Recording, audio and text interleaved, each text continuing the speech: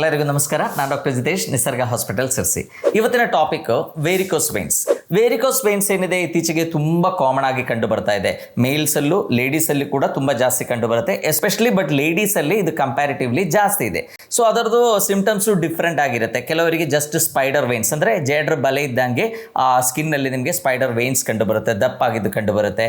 ಇನ್ನು ಕೆಲವರಲ್ಲಿ ನೋಡಿದ್ರೆ ತುಂಬ ದಪ್ಪ ಆಗಿ ಅಂದರೆ ಟಾರ್ಚಸ್ ವೇನ್ಸ್ ಕಂಡು ಬರುತ್ತೆ. ಸೊ ಅದು ಅಲ್ಲಿರೋ ಪರ್ಫೊರೈಟಸ್ ಅಲ್ಲಿ ಏನಾದರೂ ಪ್ರಾಬ್ಲಮ್ಸ್ ಇದ್ರೆ ಬರುವಂಥ ಸಮಸ್ಯೆ. ಸೊ ಈ ಥರ ಡಿಫ್ರೆಂಟ್ ಆಗಿರುತ್ತೆ, ಇವ್ರದ್ದು ಸಿಂಪ್ಟಮ್ಸ್ ಕೂಡ ತುಂಬ ಡಿಫ್ರೆಂಟ್ ಆಗಿರುತ್ತೆ. ಕೆಲವರಿಗೆ ಈ ವೇರಿಕೋಸ್ ವೇನ್ಸ್ ಇದ್ದರೂ ಕೂಡ ಅದರಿಂದ ಏನೋ ಸಮಸ್ಯೆಗಳು ಡೆವಲಪ್ ಆಗಬೇಕು ಅಂತ ಇಲ್ಲ. ಅಂದರೆ ಆ ದಪ್ಪ ಇರೋ ನರ ಅಲ್ಲಿ ಕಾಣುತ್ತೆ ಬಿಟ್ಟರೆ ಅವರ ಆಕ್ಟಿವಿಟೀಸಿಗಾಗಲಿ ಅವರಿಗೆ ಪೇಯ್ನ್ ಆಗಲಿ ಏನೂ ಸಮಸ್ಯೆಗಳಿರಲ್ಲ. ಬಟ್ ಕೆಲವರಲ್ಲಿ ಇದರದ್ದು ಸಮಸ್ಯೆಗಳು ತುಂಬ ಜಾಸ್ತಿ ಕಂಡು ಬರುತ್ತೆ. ಅಂದರೆ ಕಾಲಲ್ಲಿ ತುಂಬ ಹೆವಿನೆಸ್ ಫೀಲ್ ಆಗೋದು, ಕಾಲಲ್ಲಿರುವ ಸ್ಕಿನ್ ಕಲರ್ ಚೇಂಜ್ ಆಗಿ ಸ್ವಲ್ಪ ಕಪ್ಪು ಕಲರ್ ಆಗೋದು, ಕಾಲಲ್ಲಿ ತುರಿಕೆ ಸ್ಟಾರ್ಟ್ ಆಗೋದು, ಪಾದದಲ್ಲಿ ಉರಿ ಸ್ಟಾರ್ಟ್ ಆಗೋದು, ಕಾಲಲ್ಲಿ ನೋವು ಸ್ಟಾರ್ಟ್ ಆಗೋದು, ಕೆಲವರಿಗೆ ಮಲಗಿದಾಗ ಮಸಿಲ್ ಕ್ರ್ಯಾಂಪ್ಸ್ ಡೆವಲಪ್ ಆಗೋದು, ಒಂಥರ ರೆಸ್ಟ್ಲೆಸ್ ಲೆಗ್ ಸಿಂಡ್ರೋಮ್ ಡೆವಲಪ್ ಆಗೋದು. ಅಂದರೆ ಕಾಲು ತಿಕ್ತಾ ಇರಬೇಕು, ಇಲ್ಲಾಂದರೆ ಕಾಲಲ್ಲಿ ಪಾದಗಳಲ್ಲಿ ಒಂಥರ ಇರಿಟೇಷನ್ ಆಗೋದು, ಕಾಲುಗಳಲ್ಲಿ ನೋವು ಆಗೋದು.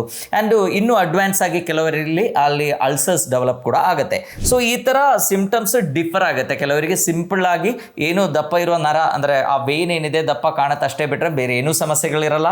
ಇನ್ನು ಕೆಲವರಲ್ಲಿ ಇಷ್ಟೆಲ್ಲ ಜಾಸ್ತಿ ಆಗಿ ಕಾಂಪ್ಲಿಕೇಶನ್ಸ್ ಕೂಡ ಡೆವಲಪ್ ಆಗುತ್ತೆ. ಸೊ ನಾನು ಈ ವಿಡಿಯೋದಲ್ಲಿ ವೇರಿಕೋಸ್ ವೇನ್ಸ್ ಬರಲಿಕ್ಕಿರುವಂಥ ಮುಖ್ಯ ಕಾರಣಗಳೇನೇನು, ವೇರಿಕೋಸ್ ವೇನ್ಸ್ ಇದ್ದರೆ ನೀವು ಯಾವ ವ್ಯಾಯಾಮಗಳು ಮಾಡಬೇಕು, ಮತ್ತು ವೇರಿಕೋಸ್ ವೇನ್ಸ್ ಇದ್ದವರು ಯಾವ ಥರ ಆಹಾರಗಳನ್ನು ಸೇವಿಸಬೇಕು ಆ್ಯಂಡ್ ಯಾವ ಥರ ಆಹಾರಗಳನ್ನು ಸೇವಿಸಬಾರ್ದು ಅಂತ ನಿಮ್ಮೊಟ್ಟಿಗೆ ಶೇರ್ ಮಾಡ್ತೇನೆ. So first of all ವೇರಿಕೋಸ್ veins ಅಂದರೆ ಏನು ಅಂತ ಫಸ್ಟ್ ನೋಡೋಣ.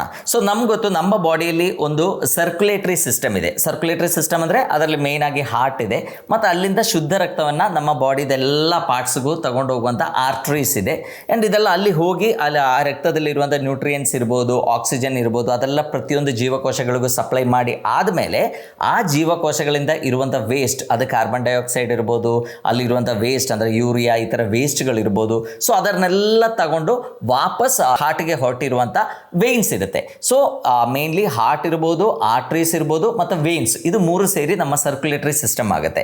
ಸೊ ಇದರಲ್ಲಿ ಈ ವೇನ್ಸ್ ಏನಿದೆ, ವೇನ್ಸ್ ನಮ್ಮ ಅಶುದ್ಧ ರಕ್ತವನ್ನು ನಮ್ಮ ಜೀವಕೋಶಗಳಿಂದ ವಾಪಸ್ ಹಾರ್ಟ್ಗೆ ತಗೊಂಡು ಹೋಗುವಂಥ ಮೇನ್ ವೆಸಲ್ಸ್ ಅಂತ ನಾವು ಹೇಳ್ಬೋದು. ಸೊ ಈ ವೇನ್ಸಲ್ಲಿ ಬರುವಂಥ ಒಂದು ಸಮಸ್ಯೆ ಈ ವೇರಿಕೋಸ್ ವೇನ್ಸ್ ಅಂದರೆ, ಸೊ ನಮಗೆ ಗೊತ್ತು, ನಮ್ಮ ಹಾರ್ಟ್ ಪಂಪ್ ಮಾಡುವಾಗ ಅದು ಒಳ್ಳೆ ಪ್ರೆಷರಿಂದ ರಕ್ತವನ್ನು ಎಲ್ಲ ಕಡೆ ಪಂಪ್ ಮಾಡುತ್ತೆ. ಸೊ ಹಾಗಾಗಿ ಆರ್ಟ್ರೀಸಲ್ಲಿ ಪ್ರೆಷರ್ ಚೆನ್ನಾಗಿರುತ್ತೆ. ಸೊ ಎಲ್ಲ ಕಡೆ ನ್ಯೂಟ್ರಿಯೆಂಟ್ಸ್ ಡಿಸ್ಟ್ರಿಬ್ಯೂಟ್ ಮಾಡಲಿಕ್ಕೂ ಕೂಡ ಅದು ತುಂಬ ಹೆಲ್ಪ್ ಆಗುತ್ತೆ. ಬ್ಲಡ್ ಕೂಡ ತುಂಬ ಚೆನ್ನಾಗಿ ಎಲ್ಲ ಜೀವಕೋಶಗಳ ಕಡೆ ಹೋಗ್ತಾ ಇರ್ತದೆ. ಬಟ್ ಎಲ್ಲ ಕಡೆ ನ್ಯೂಟ್ರಿಯೆಂಟ್ಸ್ ಎಲ್ಲ ಸಪ್ಲೈ ಮಾಡಿ ಆದಮೇಲೆ ಈ ರಕ್ತ ವಾಪಸ್ ಹಾರ್ಟ್ಗೆ ಹೋಗಬೇಕಲ್ಲ. ಸೊ ಆವಾಗ ಅಷ್ಟೊಂದು ಪ್ರೆಷರ್ ಅದರಲ್ಲಿ ಇರಲ್ಲ. ಸೊ ಅದು ಮೇನ್ಲಿ ತಗೊಂಡೋಗೋದು ಅಶುದ್ಧ ರಕ್ತ, ನಾನು ಹೇಳ್ದಂಗೆ ಹಾರ್ಟ್ಗೆ ತಗೊಂಡೋಗೋದು ವೇನ್ಸ್. ಸೊ ಈ ವೇನ್ಸ್ ಏನಿದೆ, ಎಸ್ಪೆಷಲಿ ನಾವೀಗ ನಮ್ಮ ಬಾಡಿಯಲ್ಲಿ ಎಲ್ಲ ಕಡೆ ವೇನ್ಸ್ ಇದೆ. And but at the same time ಒಂದು ಪ್ರಾಬ್ಲಮ್ ಏನಂದರೆ, ನಮ್ಮ ಕಾಲಲ್ಲಿ ಇರುವಂಥ ವೇನ್ಸ್ ಏನಿದೆ ಅದು ಹಾರ್ಟಿಂದ ತುಂಬ ದೂರ ಇರುತ್ತೆ. ಸೊ ನೀವು ಅಬ್ಸರ್ವ್ ಮಾಡಿರ್ತೀರ, ವೇರಿಕೋಸ್ ವೇನ್ಸ್ ಫಸ್ಟ್ ಡೆವಲಪ್ ಆಗೋದಿಲ್ಲಿ ಕಾಲುಗಳಲ್ಲಿ. ಸೊ ಬಿಕಾಸ್ ಅಲ್ಲಿರುವ ವೇನ್ಸ್ ಏನಿದೆ ಅದು ನಮ್ಮ ಭೂಗುರುತ್ವಾಕರ್ಷಣ ಬಲ ಏನಿದೆ ಅದರ ಎಗೇನ್ಸ್ಟ್ ಆಗಿ ಹಾರ್ಟ್ಗೆ ಬ್ಲಡ್ಡನ್ನು ತಗೊಂಡು ಹೋಗಬೇಕು. ಸೊ ಆಲ್ರೆಡಿ ನಮ್ಮ ಪ್ರೆಷರ್ ಏನಿದೆ ಕಮ್ಮಿ ಆಗಿದೆ. ಹಾರ್ಟ್ ಬ್ಲಡ್ಡನ್ನು ಅಲ್ಲಿಂದ ಪಂಪ್ ಮಾಡುವಾಗ ನೀವೆಲ್ಲ ಬಿ ಪಿ ಅಪ್ಯಾರಟಸ್ ಇಟ್ಟು ನೋಡಿದಾಗ ನಿಮ್ಗೆ ಗೊತ್ತಾಗುತ್ತೆ 120/80 mmHg ಅಂತ. ಆ ಪ್ರೆಷರ್ ಏನಿದೆ ಇದೆಲ್ಲ ಕಡೆ ಹೋಗಿ ವಾಪಸ್ ಈ ರಕ್ತ ವೇನ್ಸಿಂದ ಹಾರ್ಟ್ಗೆ ಹೋಗುವಾಗ ಬರೀ 2 mmHg ಪ್ರೆಷರ್ ಅಷ್ಟೇ ಇರುತ್ತೆ. ಸೊ ಆ ವೇನ್ಸ್ ಹೇಗೆ ಕೆಲಸ ಮಾಡುತ್ತೆ, ಕೆಳಗಡೆ ಇರುವಂಥ ರಕ್ತ ಹೇಗೆ ವಾಪಸ್ ನಮ್ಮ ಹಾರ್ಟ್ಗೆ ಹೋಗುತ್ತೆ ಅಂತ it is a big question. So ಇದರನ್ನು ಸಾಲ್ವ್ ಮಾಡಲಿಕ್ಕೆ ವೇನ್ಸಲ್ಲಿ ಏನಿರುತ್ತೆ, ತುಂಬ ವಾಲ್ಸ್ ಇರುತ್ತೆ. ವಾಲ್ಸ್ ಅಂತ ನಿಮ್ಗೆ ಗೊತ್ತಾಯ್ತಲ್ಲ, ಈಗ ನೀವು ಪಂಪ್ ನಮ್ಮ ಮೋಟರ್ಲೆಲ್ಲ ಫುಟ್ ವಾಲ್ವ್ ಅಂತ ಕೇಳಿದ್ರಲ್ಲ, ಅಂದರೆ ಮೇಲೆ ಅಷ್ಟೇ ಬ್ಲಡ್ ಹೋಗುತ್ತೆ, ಕೆಳಗಡೆ ಹೋಗಲ್ಲ. ಕೆಳಗಡೆ ಹೋಗುವಾಗ ಆ ವಾಲ್ವ್ ಏನಿದೆ ಟಕ್ ಅಂತ ಕ್ಲೋಸ್ ಆಗುತ್ತೆ. ಸೊ ಅದೇ ಥರ ವಾಲ್ವ್ಸ್ ಏನಿದೆ ನಮ್ಮ ಕಾಲುಗಳಲ್ಲಿ ತುಂಬ ಜಾಸ್ತಿ ಇರುತ್ತೆ. ಸೊ ಅದು ಮೇಲೆ ಹೋಗ್ತಾ ಹೋಗ್ತಾ ಏನಾಗುತ್ತೆ, ವಾಲ್ವ್ಸ್ ನಂಬರ್ ಆಫ್ ವಾಲ್ವ್ಸ್ ಏನಿದೆ ಅದು ಕಡಿಮೆ ಆಗ್ತಾ ಬರ್ತದೆ. ಈಗ ನಿಮ್ಮ ಪಾದಗಳಿಂದ ಮಂಡಿ ತನಕ ತುಂಬ ಜಾಸ್ತಿ ವಾಲ್ವ್ಸ್ ಇದ್ದರೆ ಅದರಿಂದ ಮೇಲೆ ಕಂಪ್ಯಾರಿಟಿವ್ಲಿ ವಾಲ್ವ್ಸ್ದು ನಂಬರ್ ಏನಿದೆ ಅದು ಕಡಿಮೆ ಇರುತ್ತೆ. ಇನ್ನು ಮೇಲೆ ಹೋಗ್ತಾ ವಾಲ್ವ್ಸ್ಗಳೇನಿದೆ ತುಂಬ ಕಡಿಮೆ ಆಗುತ್ತೆ. ಸೊ ಈ ವಾಲ್ವ್ಸ್ ಏನು ಮಾಡುತ್ತೆ, ನಿಮ್ಮ ಕಾಲುಗಳಲ್ಲಿರುವಂಥ ಮಸಲ್ಸ್ ಕಂಟ್ರಾಕ್ಟ್ ಆದಾಗ ಬ್ಲಡ್ ಮೇಲೆ ಹೋದ್ಮೇಲೆ ಅದು ವಾಪಸ್ ಬರುವ ಸಾಧ್ಯತೆ ಇದೆ. ವಾಪಸ್ ಬರುವಾಗ ಈ ವಾಲ್ವ್ ಏನು ಮಾಡುತ್ತೆ, ಟಕ್ ಅಂತ ಕ್ಲೋಸ್ ಆಗುತ್ತೆ. ಅದು ಕ್ಲೋಸ್ ಆದ ಕೂಡಲೇ ಅದರ ಕೆಳಗೆ ಬ್ಲಡ್ ಹೋಗಲ್ಲ. ಸೊ ಅದೇ ಪ್ರೊಸೀಜರ್ ರಿಪೀಟ್ ಆಗಿ ನಮ್ಮ ಕಾಲುಗಳಲ್ಲಿ ಇರುವಂಥ ಮಸಲ್ಸ್ ಕಂಟ್ರಾಕ್ಟ್ ಆಗ್ತಾ ಹೋದಂಗೆ ಈ ಬ್ಲಡ್ ಏನಿದೆ ನಿಧಾನಕ್ಕೆ ಸ್ಟೆಪ್ ಬೈ ಸ್ಟೆಪ್ ಮೇಲೆ ಹೋಗಿ ನಮ್ಮ ಇನ್ಫೀರಿಯರ್ ವೀನೆ ಕಾವಾ ಥ್ರೂ ನಮ್ಮ ಹಾರ್ಟ್ಗೆ ವಾಪಸ್ ಸಪ್ಲೈ ಆಗುತ್ತೆ. ಸೊ ನಮ್ಮ ಏಜ್ ಜಾಸ್ತಿ ಆಗ್ತಾ ಹೋದಂಗೆ ಅಥವಾ ನಾವು ತುಂಬ ಸ್ಟ್ಯಾಂಡಿಂಗಲ್ಲಿ ತುಂಬ ಕೆಲಸ ಮಾಡುವಾಗೆಲ್ಲ ಏನಾಗುತ್ತೆ, ಈ ವಾಲ್ವ್ ಮತ್ತು ನಮ್ಮ ತಪ್ಪು ಆಹಾರ ಕ್ರಮ, ನಮ್ಮ ತಪ್ಪು ಜೀವನ ಶೈಲಿ ಇದೆಲ್ಲ ಆದಾಗ ಏನಾಗುತ್ತೆ, ಈ ವಾಲ್ವ್ಗಳೇನಿದೆ ಅದು ಸರಿಯಾಗಿ ಕೆಲಸ ಮಾಡಬೇಕು ಅಂತಿಲ್ಲ. ಸೊ ಈ ವಾಲ್ವ್ ಕಂಪ್ಲೀಟ್ ಆಗಿ ಕ್ಲೋಸ್ ಆಗಿಲ್ಲ ಅಂದರೆ ಏನಾಗುತ್ತೆ, ಬ್ಲಡ್ ಮೇಲೆ ಹೋಗಿರೋ ಬ್ಲಡ್ ಮತ್ತು ಲೀಕ್ ಆಗಿ ಈ ವೇನಲ್ಲಿ ಸ್ಟೋರ್ ಆಗುವಂಥ ಸಾಧ್ಯತೆ ಇದೆ. ಸೊ ವೇನಲ್ಲೇ ಬ್ಲಡ್ ಪೂಲ್ ಆದಾಗ ಏನಾಗುತ್ತೆ, ವೇನ್ ಸ್ಟ್ರೆಚ್ ಆಗುತ್ತೆ, ಅದರದ್ದು ಶೇಪ್ ಚೇಂಜ್ ಆಗುತ್ತೆ. ಒಂಥರ ಟಾರ್ಚಸ್ ವೇನ್ಸ್ ಅಂದರೆ ನೀವು ನೋಡಿದ್ರೆ ನರ ದಪ್ಪಾಗಿದೆ ಅಂತ ಎಲ್ಲರೂ ಹೇಳ್ತಾರೆ. ನರ ಈಸ್ ಡಿಫ್ರೆಂಟ್. ನರಗಳು ಅಂದರೆ ನರ್ವ್ಸ್, ನಮ್ಮದು ಸೆನ್ಸೇಷನ್ಗೆಲ್ಲ ಬೇಕಾಗಿರುವಂಥ ನರಗಳು. ಆ್ಯಂಡ್ ಬಟ್ ಇದು ಈ ದಪ್ಪಾಗೋದು ಆ್ಯಕ್ಚುಲಿ ವೇನ್ಸ್, ರಕ್ತನಾಳಗಳು. ಸೊ ಆ ವೇನ್ಸ್ ಏನಾಗುತ್ತೆ, ವಾಲ್ವ್ಗಳು ಹಾಳಾದಾಗ ಅಲ್ಲಿ ಅದರದ್ದು ವಾಲ್ ಅಂದರೆ ಅದರ ಸುತ್ತಲೂ ಇರುವಂಥ ಗೋಡೆ, ಆ ಸರ್ಫೇಸ್ ಏನಿದೆ ಅದು ಸ್ಟ್ರೆಚ್ ಆಗಿ ದಪ್ಪ ಆಗುತ್ತೆ. ಇದನ್ನು ನಾವು ವೇರಿಕೋಸ್ ವೇನ್ಸ್ ಅಂತ ಹೇಳ್ತೀವಿ. ಸೊ ಈ ವೇರಿಕೋಸ್ ವೇನ್ಸ್ ಏನಿದೆ ಒಮ್ಮೆಲೆ ಸಡನ್ ಆಗಿ ಒಂದು ದಿವಸ ಡೆವಲಪ್ ಆಗುವಂಥ ಒಂದು ಸಮಸ್ಯೆ ಅಲ್ಲ. ನಿಮಗೆ ಗೊತ್ತಾಗುತ್ತೆ. ಅದು ನೀವು ನೋಡ್ತೀರಾ, ಕಾಲಲ್ಲಿ ನೋಡುವಾಗ ಸಣ್ಣಕ್ಕೆ ಒಂಥರ ಬ್ಲೂಯಿಶ್ ಕಲರಲ್ಲಿ ಅಥವಾ ಕೆಲವರಲ್ಲಿ ಪರ್ಪಲ್ ಕಲರಲ್ಲಿ ಅಥವಾ ಕೆಲವರಲ್ಲಿ ರೆಡ್ಡಿಶ್ ಕಲರಲ್ಲಿ ನಮ್ಮ ಸ್ಕಿನ್ ಕಲರ್ ಚೇಂಜ್ ಆಗ್ತಾ ಇದ್ದಂಗೆ ಅದರದ್ದು ಆ ಲುಕ್ ಕೂಡ ಸ್ವಲ್ಪ ಚೇಂಜ್ ಆಗುತ್ತೆ. ತುಂಬ ಬೆಳ್ಳಗಿರೋರಾದರೆ ಎದ್ದು ಕಾಣುತ್ತೆ. ಇನ್ನು ಎಷ್ಟೋ ಜನ ವೇನ್ ಕಂಡು ಕೂಡಲೇ ಇದು ವೇರಿಕೋಸ್ ವೇನ್ಸ್ ಅಂತ ಅಂದ್ಕೊಂಡು ಬರ್ತಾರೆ. ಬಟ್ ವೇರಿಕೋಸ್ ವೇನ್ಸ್ ಇದ್ದರೆ ನಿಮಗೆ ಕ್ಲಿಯರ್ಲಿ ಗೊತ್ತಾಗುತ್ತೆ. ಒಂದು ಆ ಸ್ಪೈಡರ್ ವೇನ್ ಇದ್ದಂಗೆ ಇರ್ಬೋದು, ಇಲ್ಲ ಅಂತಾದರೆ ಲೈಕ್ ಟಾರ್ಚಸ್ ವೇನ್ಸ್ ಕಂಡು ಬರುತ್ತೆ. ಸೊ ಈ ಥರ ಸಮಸ್ಯೆಗಳು ಇನಿಷಿಯಲಿ ಸ್ಟಾರ್ಟ್ ಆದಾಗಲೇ ನಾವು ಕೆಲವು ಮೆಷರ್ಸನ್ನು ತಗೊಂಡ್ರೆ ಅದನ್ನು ಕಂಪ್ಲೀಟ್ಲಿ ನಮಗೆ ಕಂಟ್ರೋಲ್ ಮಾಡಲಿಕ್ಕಾಗುತ್ತೆ. ಅದು ಜಾಸ್ತಿ ಆಗೋದನ್ನು ಕೂಡ ಪ್ರಿವೆಂಟ್ ಮಾಡಲಿಕ್ಕಾಗುತ್ತೆ. ಒಂದ್ಸಲ ತುಂಬ ವೇರಿಕೋಸ್ ವೇನ್ಸ್ ತುಂಬ ಜಾಸ್ತಿ ಆಯಿತು, ಅದನ್ನು ಕಂಪ್ಲೀಟ್ಲಿ ವಾಪಸ್ ನಾರ್ಮಲ್ ಮಾಡಲಿಕ್ಕಾಗಲ್ಲ. ಬಟ್ ಪೇಷಂಟಿಗೆ ಏನು ಸಿಂಪ್ಟಮ್ಸ್ ಡೆವಲಪ್ ಆಗುತ್ತೆ, ನಾನೀಗ ಫಸ್ಟ್ ಹೇಳಿದ್ದೇನೆ, ವೇರಿಕೋಸ್ ವೇನ್ಸ್ ಇನಿಷಿಯಲಿ ಸಣ್ಣ ದಪ್ಪಗಿರೋ ನರ ಥರ ಕಂಡ್ರೂ ಕೂಡ ನಿಧಾನಕ್ಕೆ ಏನಾಗುತ್ತೆ, ಅಲ್ಲಿ ಬ್ಲಡ್ ಪೂಲಿಂಗ್ ಆದಾಗ ಆ ಬ್ಲಡ್ಡಲ್ಲಿರುವಂಥ ಹೀಮೋಗ್ಲೋಬಿನ್ ಏನಾಗುತ್ತೆ, ಅದು ರಿಲೀಸ್ ಆಗುತ್ತೆ. ಹೀಮೋಗ್ಲೋಬಿನ್ ರಿಲೀಸ್ ಆದ ಕೂಡಲೇ ಆ ಹೀಮೋಗ್ಲೋಬಿನ್ ಹೀಮೋಸೆಡರಿನ್ ಆಗಿ ಕನ್ವರ್ಟ್ ಆಗಿ ಕಾಲಿಗೆ ಅಥವಾ ಆ ಏರಿಯಾ ಏನಿದೆ ಅಲ್ಲೊಂದು ಕಪ್ಪು ಕಲರನ್ನು ಪ್ರೊವೈಡ್ ಮಾಡುತ್ತೆ. ಅಂದರೆ ಸ್ವಲ್ಪ ಬ್ಲ್ಯಾಕಿಶ್ ಅಥವಾ ಬ್ಲೂಯಿಶ್ ಆಗುತ್ತೆ ಆ ಏರಿಯಾ.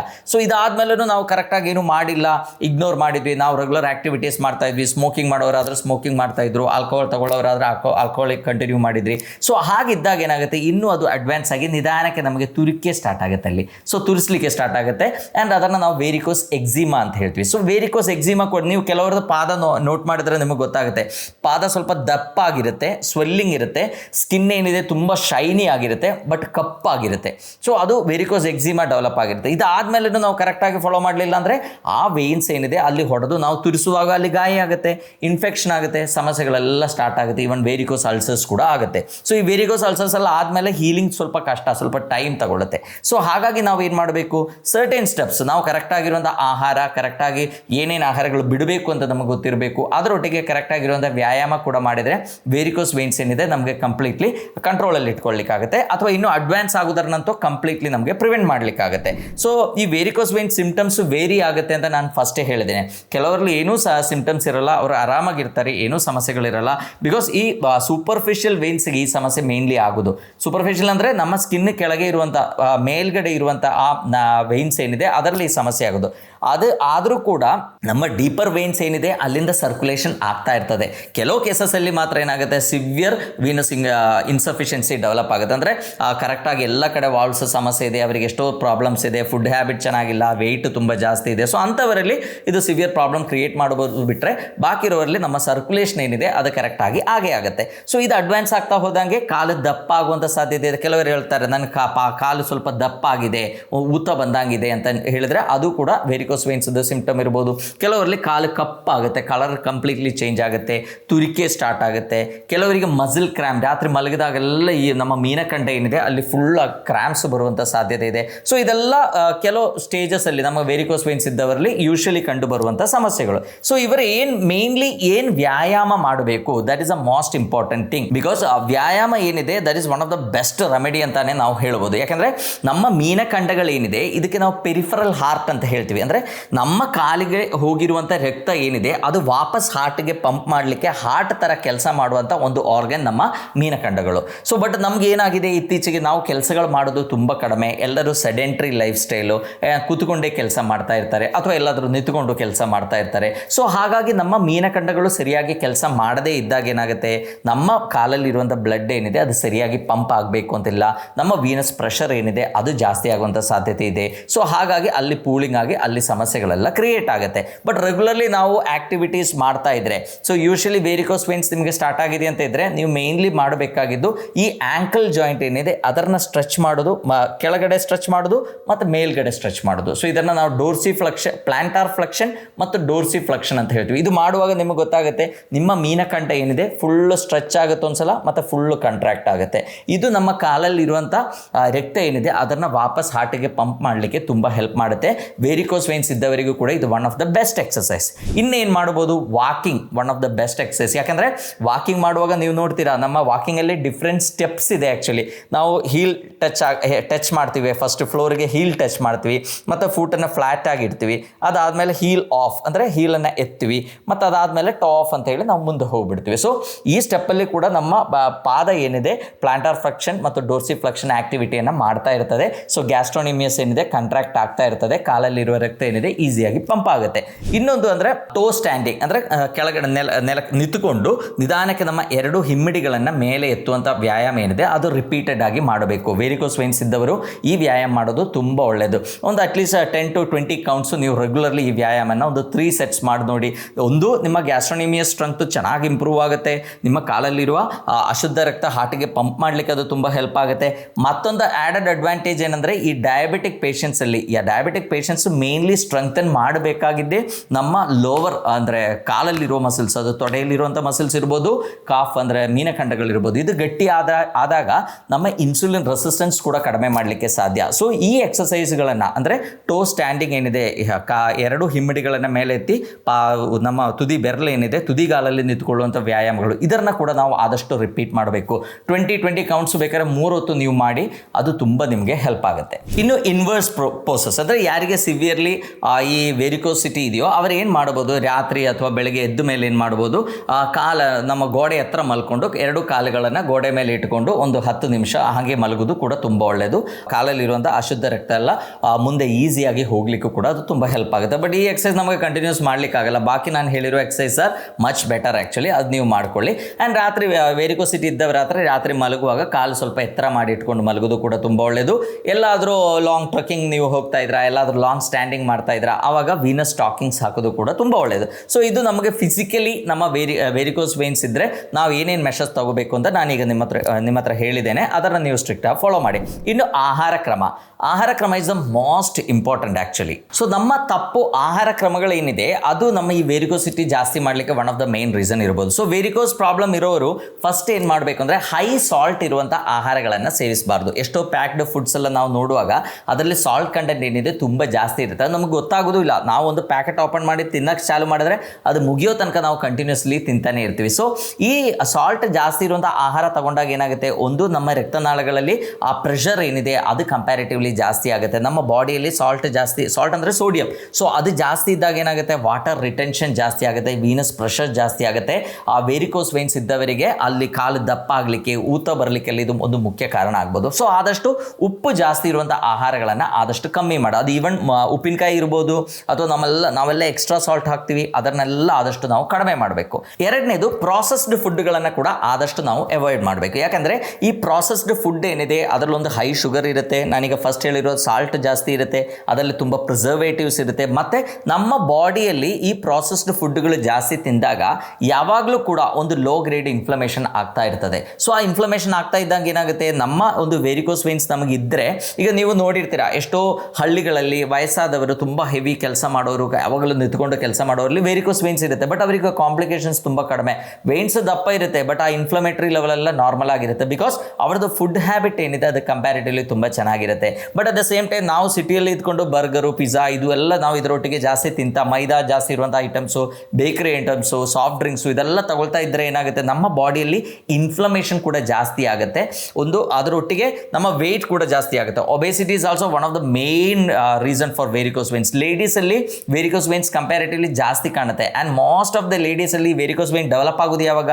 ಪ್ರೆಗ್ನೆನ್ಸಿ ಟೈಮಲ್ಲಿ. ಹೊಟ್ಟೆ ದೊಡ್ಡಾದಾಗ ನಮ್ಮ ಪೆಲ್ವಿಕ್ ಫ್ಲೋರ್ ಏನಿದೆ ಅಲ್ಲಿ ವೆಯ್ಟ್ ಜಾಸ್ತಿ ಬೀಳುತ್ತೆ, ಅಲ್ಲಿ ಒತ್ತಡ ಜಾಸ್ತಿ ಇರುತ್ತೆ. ಸೊ ಅಲ್ಲಿಂದಾನೇ ಈ ಕಾಲಲ್ಲಿರೋ ವೇನ್ಸ್ ಎಲ್ಲ ಡ್ರೈನ್ ಆಗಿ ಮೇಲೆ ಡ್ರೈನ್ ಆಗಿ ಹೋಗಬೇಕು.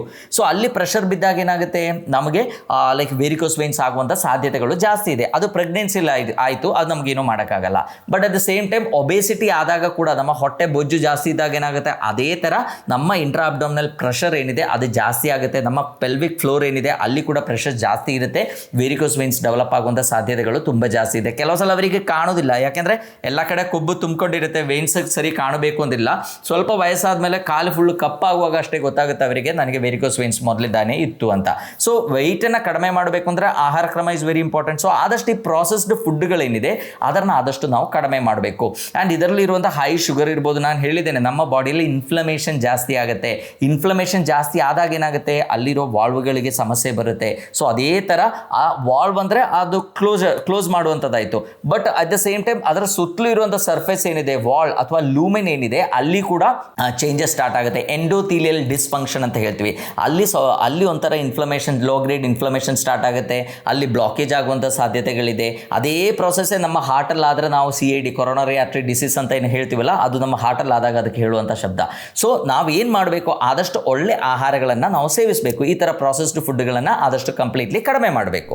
ನಮ್ಮ ಈ ರಕ್ತನಾಳಗಳೇನಿದೆ ಅದರದ್ದು ಇಲಾಸ್ಟಿಸಿಟಿ, ಅದರದ್ದು ಸ್ಟೆಬಿಲಿಟಿ, ಸ್ಟ್ರೆಂತ್ ಇದನ್ನೆಲ್ಲ ಮೇಂಟೈನ್ ಮಾಡುವಂಥ 2 ಪ್ರೋಟೀನ್ ಇದೆ. ಒಂದಕ್ಕೆ ನಾವು ಕೊಲಾಜನ್ ಅಂತ ಹೇಳ್ತೀವಿ, ಮತ್ತೊಂದು ಇಲಾಸ್ಟಿನ್ ಅಂತ ಹೇಳ್ತೀವಿ. ಸೊ ನಾವು ಈ ಕೆಟ್ಟ ಆಹಾರಗಳು ತಿಂದಾಗ ಏನಾಗುತ್ತೆ, ಅದರಿಂದ ಪ್ರೊಡ್ಯೂಸ್ ಆಗುವಂಥ ಕೆಲವು ಎನ್ಸೈಮ್ಸ್ ಇದೆ, ಇದರನ್ನು ಡೈಜೆಸ್ಟ್ ಮಾಡುವಂಥ ಎನ್ಸೈಮ್ಸ್ ಅದೇನು ಮಾಡುತ್ತೆ, ನಮ್ಮ ಕೊಲಾಜನ್ ಮತ್ತು ಇಲಾಸ್ಟಿನನ್ನು ಹಾಳು ಮಾಡ್ತಾ ಇರ್ತದೆ. ಅದು ಹಾಳಾದಾಗ ಏನಾಗುತ್ತೆ, ಒಂದು ಇಲಾಸ್ಟಿಸಿಟಿ ಹೋಗುತ್ತೆ. ಕೊಲಾಜನ್ ಇಲ್ಲಾಂದರೆ ಆ ವೇನ್ದು ಸ್ಟ್ರೆಂತ್ ಕೂಡ ಹೋಗುತ್ತೆ. ಸೊ ಆದಷ್ಟು ಈ ರಿಫೈನ್ಡ್ ಫುಡ್ಗಳೇನಿದೆ, ಹೈ ಶುಗರ್ ಇರುವಂಥದ್ದು ಇರ್ಬೋದು, ಹೈ ಸಾಲ್ಟ್ ಇರುವಂಥದ್ದು ಇರ್ಬೋದು, ತುಂಬ ಪ್ರಾಸೆಸ್ಡ್ ಕಾರ್ಬೋಹೈಡ್ರೇಟ್ಗಳು ಅಂದರೆ ರಿಫೈನ್ಡ್ ಕಾರ್ಬ್ಸ್ ಅಂತ ಏನು ಹೇಳ್ತೀವಲ್ಲ, ಅದರಲ್ಲಿ ಆದಷ್ಟು ಕಮ್ಮಿ ಮಾಡಬೇಕು. ಆ್ಯಂಡ್ ಇದರೊಟ್ಟಿಗೆ ಅಡಿಕ್ಷನ್ಸ್ ಇದ್ದರೆ, ಸ್ಮೋಕರ್ಸಲ್ಲಿ ಇದು ತುಂಬ ಜಾಸ್ತಿ ಕಂಡು ಬರುತ್ತೆ. ಎಲ್ಲ ವೇನ್ಸು ಕನ್ಸ್ಟ್ರಕ್ಟ್ ಆಗಿ, ನಮಗೆ ವೇನ್ಸ್ ಒಂದೆಲ್ಲ ಆರ್ಟ್ರಿ ಕೂಡ ಕನ್ಸ್ಟ್ರಕ್ಟ್ ಆಗಿ ಕಾಲುಗಳಿಗೆ ಸಮಸ್ಯೆ ಡೆವಲಪ್ ಆಗುತ್ತೆ. ಎರಡನೇದು ಮದ್ಯಪಾನ ಅಂದರೆ ಆಲ್ಕೋಹಾಲ್ ಕನ್ಸಂಪ್ಷನ್ ಕೂಡ ಇದಕ್ಕೊಂದು ಸಮಸ್ಯೆ, ಅಂದರೆ ಮೇನ್ ಒಂದು ರೀಸನ್ ಅಂತ ಹೇಳ್ಬೋದು. ಸೊ ಇಷ್ಟೆಲ್ಲ ಆಹಾರಗಳನ್ನು ನಾವು ಫಸ್ಟ್ ಬಿಡಬೇಕು. ಇದರೊಟ್ಟಿಗೆ ತುಂಬ ಜನರಲ್ಲಿ ಸಿವಿಯರ್ ಕಾನ್ಸ್ಟಿಪೇಷನ್ ಆಗೋರಲ್ಲಿ ಕೂಡ ಈ ಸಮಸ್ಯೆ ಜಾಸ್ತಿ ಕಂಡು ಬರುತ್ತೆ. ಸೊ ಆದಷ್ಟು ನಾರಿನಂಶದಲ್ಲಿರುವಂಥ ಆಹಾರಗಳನ್ನು ತಗೊಂಡು ಈ ರಿಫೈನ್ಡ್ ಕಾರ್ಬ್ಸನ್ನು ಕಂಪ್ಲೀಟ್ಲಿ ಅವಾಯ್ಡ್ ಮಾಡಿದರೆ ನಮಗೆ ಈ ವೇರಿಕೋಸ್ ವೇನ್ಸ್ ಇದ್ದವರಿಗೆ ಅದು ಜಾಸ್ತಿ ಆಗದೆ ಇದ್ದಂಗೆ ನೋಡ್ಕೊಳ್ಳಿಕ್ಕೆ ತುಂಬ ಹೆಲ್ಪ್ ಆಗುತ್ತೆ. ಇನ್ನು ಯಾವ ಆಹಾರಗಳನ್ನು ಸೇವಿಸಬೇಕು ಅಂತ ನೋಡೋಣ. ಸೊ ನಮ್ಮ ರಕ್ತನಾಳಗಳದ್ದು ಆರೋಗ್ಯ ಚೆನ್ನಾಗಿರಬೇಕು ಅಂದರೆ ಅದರಲ್ಲಿರುವಂಥ ಪ್ರೋಟೀನ್ಸ್, ಮೇನ್ಲಿ ಕೊಲಾಜನ್ ಮತ್ತು ಇಲಾಸ್ಟಿನ್ ಏನಿದೆ ಅದು ಚೆನ್ನಾಗಿರಬೇಕು. ಸೊ ಅದು ಚೆನ್ನಾಗಿರಬೇಕು ಅಂದರೆ ಫಸ್ಟ್ ಆಫ್ ಆಲ್ ನಾವು ವೈಟಮಿನ್ C ರಿಚ್ ಆಗಿರುವಂಥ ಆಹಾರಗಳು ತಗೋಬೇಕು. ವೈಟಮಿನ್ C ತಗೊಳ್ಳುವಾಗ ಅದರೊಟ್ಟಿಗೆ ಸ್ವಲ್ಪ ಕಾಪರ್ ರಿಚ್ ಆಗಿರುವಂಥ ಆಹಾರ, ಜಿಂಕ್ ರಿಚ್ ಆಗಿರುವಂಥ ಆಹಾರ ಮತ್ತು ಮೆಗ್ನೀಷಿಯಂ ರಿಚ್ ಆಗಿರುವಂಥ ಆಹಾರಗಳನ್ನು ಸೇವಿಸಬೇಕು. ಸೊ ನಾ ಇಷ್ಟೆಲ್ಲ ಐಟಮ್ ಹೇಳಿದಾಗ ನಿಮಗೆ ಕನ್ಫ್ಯೂಸ್ ಆಗುತ್ತೆ, ಏನೇನು ತಿನ್ನಬೇಕಪ್ಪ. ಸೊ ವೈಟಮಿನ್ C ರಿಚ್ ಆಗಿರೋದು ನಿಮಗೆ ಎಲ್ಲರಿಗೂ ಗೊತ್ತು. ಎಲ್ಲ ಸಿಟ್ರಸ್ ಫ್ರೂಟ್ಸಲ್ಲಿ ತುಂಬ ಚೆನ್ನಾಗಿ ವೈಟಮಿನ್ C ಸಿಗುತ್ತೆ. ನಮ್ಮ ಪೇರಳೆ ಹಣ್ಣಲ್ಲಿ ತುಂಬ ಚೆನ್ನಾಗಿ ವೈಟಮಿನ್ C ಸಿಗುತ್ತೆ. ಎಲ್ಲ ಸಿಟ್ರಸ್ ಫ್ರೂಟ್ಸ್ ಅಂದರೆ ಆರೆಂಜ್ ಇರ್ಬೋದು, ಮೂಸಂಬಿ ಇರ್ಬೋದು, ಲೆಮನ್ ಇರ್ಬೋದು, ಅದರಲ್ಲೆಲ್ಲ ತುಂಬ ಚೆನ್ನಾಗಿ ನಿಮಗೆ ವೈಟಮಿನ್ C ಸಿಗುತ್ತೆ. ಆ್ಯಂಡ್ ಆಲ್ಮೋಸ್ಟ್ ಎಲ್ಲ ಫ್ರೂಟ್ಸಲ್ಲಿ ಕೂಡ ನಮಗೆ ವೈಟಮಿನ್ C ತುಂಬ ಚೆನ್ನಾಗಿ ಸಿಗುತ್ತೆ. ಇದರೊಟ್ಟಿಗೆ ಕಾಪರ್, ಜಿಂಕ್ ಮತ್ತು ಮೆಗ್ನೀಷಿಯಂ ರಿಚ್ ಆಗಿರೋ ಆಹಾರಗಳು ಯಾವುದು ಅಂದರೆ ಅದಕ್ಕೆ the best is nuts. Actually ನಟ್ಸ್ಗಳಲ್ಲಿ ತುಂಬ ಚೆನ್ನಾಗಿ ಎಲ್ಲ ನಟ್ಸ್ಗಳು ತಗೊಳ್ಳಿ. ಮೇನ್ಲಿ ಕ್ಯಾಶ್ಯೂ ನಟ್ಟಲ್ಲಿ ಏನಿದೆ ಇದರಲ್ಲೆಲ್ಲ ತುಂಬ ಚೆನ್ನಾಗಿ ಎಲ್ಲ ನಾನೀಗ ಹೇಳಿರುವಂಥ ನ್ಯೂಟ್ರಿಯೆಂಟ್ಸ್ ಎಲ್ಲ ತುಂಬ ಚೆನ್ನಾಗಿ ಸಿಗುತ್ತೆ. ಆ್ಯಂಡ್ ಅದರೊಟ್ಟಿಗೆ ಬೇಕಾದ್ರೆ ಲೆಗ್ಯೂಮ್ಸ್ ಅಂದರೆ ಪೀಸ್ ಇರ್ಬೋದು, ಅದರಲ್ಲಿ ತುಂಬ ಚೆನ್ನಾಗಿ ಸಿಗುತ್ತೆ. ಕೆಲವು ಸೊಪ್ಪುಗಳು, ಪಾಲಕ್ ಸೊಪ್ಪಲ್ಲಿ ಏನಿದೆ ಅದರಲ್ಲಿ ತುಂಬ ಚೆನ್ನಾಗಿ ಸಿಗುತ್ತೆ. ಎಲ್ಲ ಮೀಟ್, ನಾನ್ ವೆಜ್ ತಿನ್ನೋರಾದರೆ ಏನೂ ತೊಂದರೆ ಇಲ್ಲ. ಎಲ್ಲ ಮೀಟು ಮತ್ತು ಫಿಶಲ್ಲಿ ಏನಿದೆ ಅದರಲ್ಲೆಲ್ಲ ತುಂಬ ಚೆನ್ನಾಗಿ ನಿಮಗೆ ನಾನೀಗ ಹೇಳಿರುವಂಥ ಜಿಂಕ್ ಇರ್ಬೋದು, ಮೆಗ್ನೀಷಿಯಂ ಇರ್ಬೋದು, ಕಾಪರ್ ಇರ್ಬೋದು, ಇದೆಲ್ಲ ತುಂಬ ಚೆನ್ನಾಗಿ ಸಿಗುತ್ತೆ. ಅದು ನಮ್ಮ ರಕ್ತನಾಳಗಳದ ಆರೋಗ್ಯ, ಅದರಲ್ಲಿರುವಂಥ ಪ್ರೋಟೀನ್ಸ್ ಹೆಲ್ತ್ ಇಂಪ್ರೂವ್ ಮಾಡಲಿಕ್ಕೆ ತುಂಬ ಹೆಲ್ಪ್ಫುಲ್ ಆಗುವಂಥದ್ದು.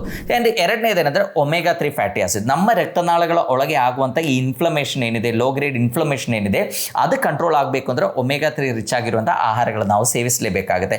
ಒಮೆಗಾ 3 ತುಂಬ ಚೆನ್ನಾಗಿ ಸಿಗೋದು ಯಾವುದರಲ್ಲಿ, ಮೀನುಗಳಲ್ಲಿ ತುಂಬ ಚೆನ್ನಾಗಿ, ಅದು ಮೇನ್ಲಿ ತಾರ್ಲೆ ಬಂಗಡೆ ಈ ಮೀನಲ್ಲಿ ತುಂಬ ಚೆನ್ನಾಗಿ ಸಿಗುತ್ತೆ. ಆ್ಯಂಡ್ ಸ್ಯಾಲ್ಮನ್ ಒಮೆಗಾ ನಿಮಗೆಲ್ಲರಿಗೂ ಗೊತ್ತಿದೆ, ಸ್ಯಾಲ್ಮನ್ ಫಿಶಲ್ಲಿ ಕೂಡ ತುಂಬ ಚೆನ್ನಾಗಿ ಒಮೆಗಾ 3 ಸಿಗುತ್ತೆ. ವೆಜಿಟೇರಿಯನ್ ಸೋರ್ಸಸ್ ಅಂದರೆ ಫ್ಲಾಕ್ ಸೀಡ್ ಮತ್ತು ಚಿಯಾ ಸೀಡ್ಸ್ ಎಲ್ಲ ಏನಿದೆ ಅದರಲ್ಲಿ ಕೂಡ ಸ್ವಲ್ಪ ಮಟ್ಟಿಗೆ ನಮಗೆ ಒಮೆಗಾ 3 ಸಿಗುತ್ತೆ. ಸೊ ಈ ಆಹಾರಗಳನ್ನು ಕೂಡ ನಾವು ಚೆನ್ನಾಗಿ ನಮ್ಮ ಡೈಲಿ ರುಟೀನಲ್ಲಿ ಇನ್ಕ್ಲೂಡ್ ಮಾಡಬೇಕಾಗತ್ತೆ. ಇನ್ನು ನೆಕ್ಸ್ಟ್ ಮೇನ್ ಇಂಪಾರ್ಟೆಂಟ್ ಆಗಿರುವಂಥದ್ದು ನೈಟ್ರೇಟ್ಸ್ ಜಾಸ್ತಿ ಇರುವಂಥ ಆಹಾರಗಳನ್ನು ನಾವು ಸೇವಿಸಬೇಕು. ಆವಾಗ ಮಾತ್ರ ರಕ್ತನಾಳಗಳೇನಿದೆ, ವೇನ್ಸ್ ಏನಿದೆ, ಅದರ ಹೊರಗಡೆಯಿಂದ ವಾಲ್ ಹೆಲ್ತ್ ಚೆನ್ನಾಗಿ ಇಂಪ್ರೂವ್ ಆಗುತ್ತೆ. ಸೊ ನೈಟ್ರೇಟ್ಸ್ ಜಾಸ್ತಿ ಇರುವಂಥ ಆಹಾರಗಳು ಯಾವುದು? ಮೇನ್ಲಿ ನಮ್ಮ ಬೀಟ್ರೂಟ್. ಸೊ ಬೀಟ್ರೂಟ್ ಜ್ಯೂಸ್, ನಾನು ABC ಜ್ಯೂಸ್ ಬಗ್ಗೆ ಎಲ್ಲ ವೀಡಿಯೋಸ್ ಮಾಡಿದ್ದೇನೆ. ಈ ಬೀಟ್ರೂಟನ್ನು ಡೈಲಿ ನಿಮ್ಮ ಆಹಾರಗಳಲ್ಲಿ ಒಂದು ಸ್ವಲ್ಪ ಮಟ್ಟಿಗೆ ಇನ್ಕ್ಲೂಡ್ ಮಾಡೋದರಿಂದ ನಿಮಗೆ ಬೇಕಾದಷ್ಟು ನೈಟ್ರೇಟ್ ಸಿಗುತ್ತೆ. ಪಾಲಕ್ ಸೊಪ್ಪಲ್ಲಿ ಕೂಡ ತುಂಬ ಚೆನ್ನಾಗಿ ನಿಮಗೆ ನೈಟ್ರೇಟ್ ಸಿಗುತ್ತೆ. ಸೊ ಈ ಥರ ಸೊಪ್ಪಿನ ಪಲ್ಯಗಳೇನಿದೆ ಅದು ನೀವು ಜಾಸ್ತಿ ಇನ್ಕ್ಲೂಡ್ ಮಾಡಿದರೆ, ಅಥವಾ ವೆಜಿಟೇಬಲ್ಸ್ ನಾವು ಜಾಸ್ತಿ ನಮ್ಮ ಆಹಾರದಲ್ಲಿ ಇನ್ಕ್ಲೂಡ್ ಮಾಡಿ ಎಲ್ಲ ರಿಫೈನ್ಡ್ ಐಟಮ್ಸನ್ನು ನಾವು ಕಡಿಮೆ ಮಾಡಿದರೆ ನಮ್ಮ ಬಾಡಿಯಲ್ಲಿ ನೈಟ್ರೇಟ್ಸ್ ಪ್ರೊಡಕ್ಷನ್ ಚೆನ್ನಾಗಾಗುತ್ತೆ. ನಮ್ಮ ರಕ್ತನಾಳಗಳದ್ದು ಆರೋಗ್ಯ ಕೂಡ ತುಂಬ ಚೆನ್ನಾಗಿ ನಮಗೆ ಮೇಂಟೈನ್ ಮಾಡಲಿಕ್ಕಾಗುತ್ತೆ. ನಾನೀಗ ಹೇಳಿರುವ ಆಹಾರದಲ್ಲಿ ಇದೊಂದೇ ಅಲ್ಲ, ಇದರೊಟ್ಟಿಗೆ ತುಂಬ ಚೆನ್ನಾಗಿ ವೈಟಮಿನ್ ಇ ಕೂಡ ತುಂಬ ಚೆನ್ನಾಗಿ ಸಿಗುತ್ತೆ. And vitamin E also place A very major role. And ಅದರೊಟ್ಟಿಗೆ ನಾನೀಗ ಈ ಹಣ್ಣುಗಳು ಹೇಳಿದ್ದೇನೆ, ಹಣ್ಣುಗಳಲ್ಲಿ ಬರೀ ವೈಟಮಿನ್ ಸಿ ಒಂದೇ ಎಲ್ಲ ಸಿಗೋದು. ನಮ್ಮ ಬಾಡಿಗೆ ಬೇಕಾಗಿರುವಂಥ ಎಷ್ಟೋ ಆ್ಯಂಟಿ ಆಕ್ಸಿಡೆಂಟ್ಸ್ ಕೂಡ ಇದರಲ್ಲಿ ತುಂಬ ಚೆನ್ನಾಗಿರುತ್ತೆ, ಎಷ್ಟೋ ಪಾಲಿಫಿನಾಲ್ಸ್ ಇರುತ್ತೆ. ಸೊ ಇದೆಲ್ಲ ತಗೊಂಡಾಗ ಏನಾಗುತ್ತೆ, ನಮ್ಮ ರಕ್ತನಾಳಗಳ ಒಳಗೆ ಇರುವಂಥ ಇನ್ಫ್ಲಮೇಷನ್ ಕಡಿಮೆ ಆಗುತ್ತೆ. ಅಲ್ಲಿ ಆ ರಕ್ತನಾಳಗಳದ್ದು ವಾಲ್ ಏನಿದೆ ಎರಡರದ್ದು ಆರೋಗ್ಯ ತುಂಬ ಚೆನ್ನಾಗಿ ಇಂಪ್ರೂವ್ ಆಗುತ್ತೆ. ಆ್ಯಂಡ್ ವೇರಿಕೋಸ್ ವೇನ್ಸ್ ಜಾಸ್ತಿ ಆಗೋದನ್ನ ನಮಗೆ ಕಂಪ್ಲೀಟ್ಲಿ ಪ್ರಿವೆಂಟ್ ಮಾಡಲಿಕ್ಕಾಗುತ್ತೆ. ಆ್ಯಂಡ್ ಈ ಥರ ಆಹಾರ ತಗೊಂಡಾಗ ನಮಗೆ ವೆಯ್ಟ್ ಚೆನ್ನಾಗಿ ಮ್ಯಾನೇಜ್ ಮಾಡಲಿಕ್ಕಾಗುತ್ತೆ, ಒಬೆಸಿಟಿ ಆಗೋದನ್ನ ಕಂಟ್ರೋಲ್ ಮಾಡಲಿಕ್ಕಾಗುತ್ತೆ. ಆ್ಯಂಡ್ ಈ ವೇರಿಕೋಸ್ ವೇನ್ಸ್ ಜಾಸ್ತಿ ಆಗೋದನ್ನ ಕಂಪ್ಲೀಟ್ಲಿ ನಮ್ಮ ತಡೆಗಟ್ಟಲಿಕ್ಕಾಗುತ್ತೆ. ಸೊ ವ್ಯಾಯಾಮ ರೆಗ್ಯುಲರ್ಲಿ ಮಾಡಿ, ಎಲ್ಲ ಜಂಕ್ ಫುಡ್ಗಳಿಗೂ ಬೈ ಹೇಳಿ, ಅದರೊಟ್ಟಿಗೆ ಒಳ್ಳೆ ಹೆಲ್ತಿ ಆಗಿರುವಂಥ ಆಹಾರನ ಸೇವಿಸಿದರೆ ವೇರಿಕೋಸ್ ವೇನ್ ಸಮಸ್ಯೆ ಏನಿದೆ ಅದು ನಮಗೆ ಕಂಪ್ಲೀಟ್ಲಿ ಕಡಿಮೆ ಮಾಡಲಿಕ್ಕೆ ಆಗುತ್ತೆ ಅಂತ ಹೇಳ್ತಾ ಎಲ್ಲರಿಗೂ ಧನ್ಯವಾದ.